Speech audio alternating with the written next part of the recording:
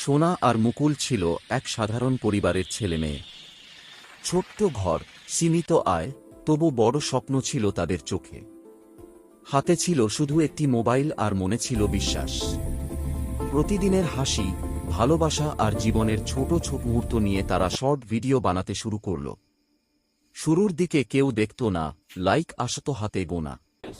তবু তারা থামেনি। একদিন একটি ভিডিও ভাইরাল হয়ে গেল। মানুষ তাদের সরলতা আর বাস্তব জীবনের গল্পে নিজেকে খুঁজে পেল। ধীরে ধীরে ফলোয়ার বাড়ল, ব্র্যান্ড কাজ এলো, আরও বাড়তে লাগল। আজ সোনা ও মুকুল কোটিপতি।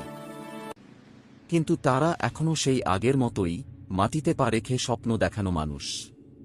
তাদের যাত্রা প্রমাণ করে, পরিশ্রম, ধৈর্য আর বিশ্বাস থাকলে ছোট স্ক্রিন থেকেও বড় সাফল্য আসে।